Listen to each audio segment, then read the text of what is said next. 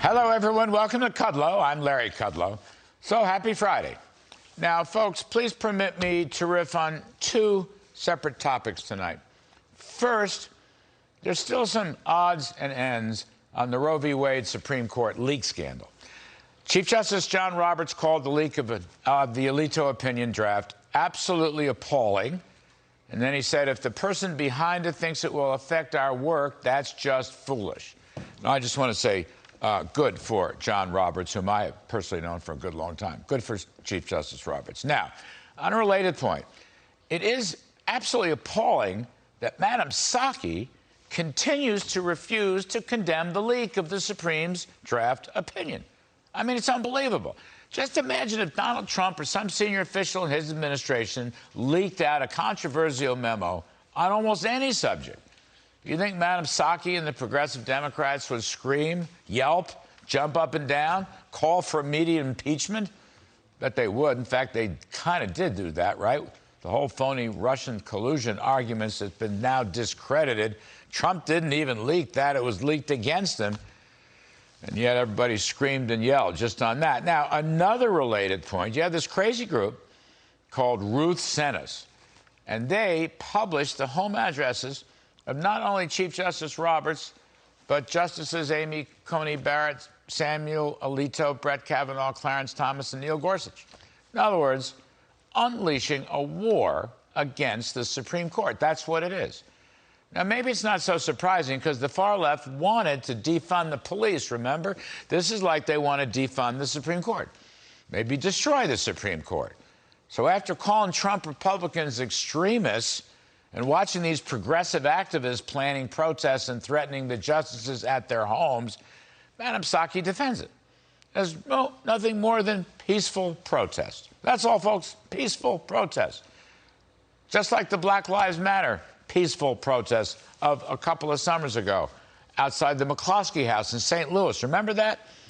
Or the mostly peaceful protests in Minneapolis, Seattle, Portland, New York City, Antifa, BLM, others.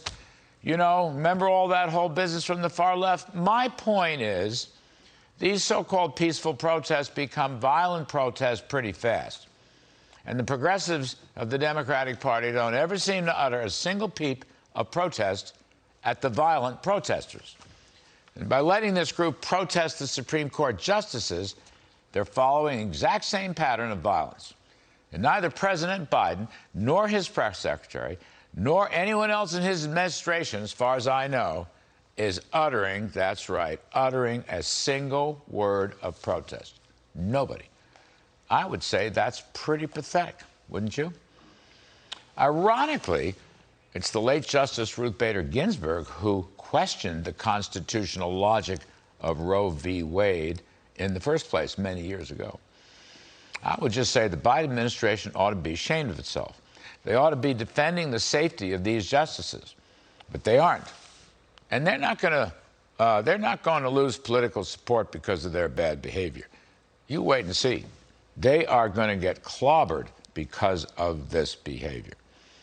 And just to cap this part of my riff tonight, I want to repeat what I have been saying all week long, and I will continue to say it, as I have for many decades.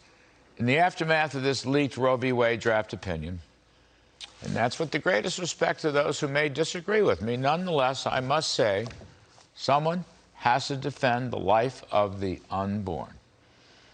63 million children have died since Roe v. Wade began in 1973. Most folks nowadays favor abortion restrictions outside the first trimester, which, by the way, is essentially what the Mississippi Dobbs case is all about. So let me again say, save America, and let me again say, save America's children. Now, second part this evening, bear with me. Back to the economy. It's been kind of a rough week in the stock market and the financial markets.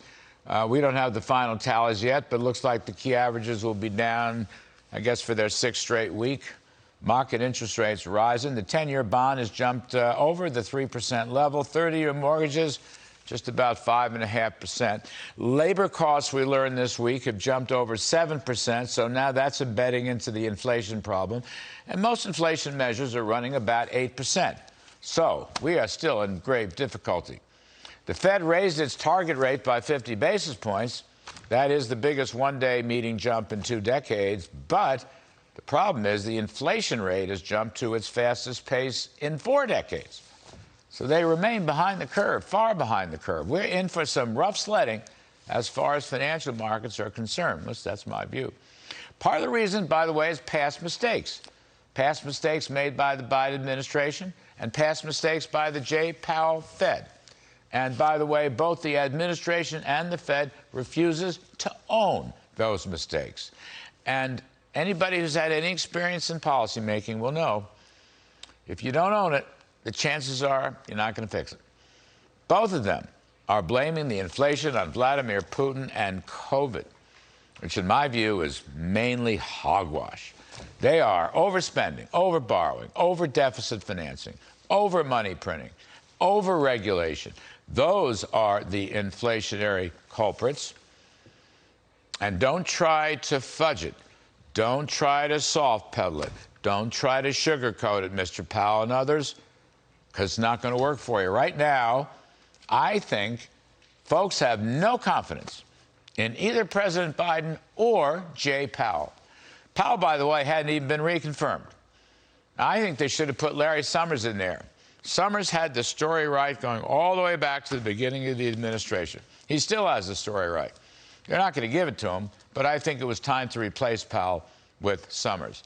Powell still, even this week, trying to whitewash the inflation problem and the ultimate recession threat, okay? He's not fessing up. And I would just tell you, the longer he waits to act decisively, the worse the inflation is going to be, and the deeper the recession is going to be, and the more costly will be the consequences for average working folk and investors. Now, today's jobs numbers were basically okay, a bit soft, but no recession, not just yet. Now, here's the point. At the pre-pandemic peak of the Trump boom, that being February 2020, non-farm payrolls totaled 152.5 million. With today's 428,000 jobs increase, we are still, listen to this, 1.2 million jobs below that pre-pandemic peak. In other words, we're not creating new jobs, no matter what Mr. Biden says. We're just still replacing lost pandemic jobs. People are coming back to work. These are not new jobs. And this is not the kind of healthy economic boom we should be in. We are still in the high inflation stage. Now, here's one for the books. A former Fed vice chair, somebody who's a longtime friend of mine, he says the Fed target rate should go all the way up to 4% at least. Right now, it's less than 1%. Well, that's terrific, Mr. Former Vice Chair, but where were you a year ago or 2 years ago? Where were you? And by the by, not only is the Fed behind the curve on their interest rate targets, they still haven't stopped buying new bonds. They're still printing money. Seems to me virtually impossible to avoid a recession in the next year or two under these circumstances. We need pro-growth, sound money, supply-side deregulation leadership.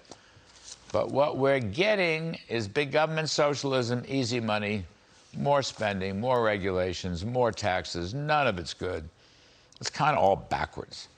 So here on a Friday, I will just say it's time for change. It is time for a change. Save America. Defend America's children. Kill these crazy spending bills. The cavalry is coming in November.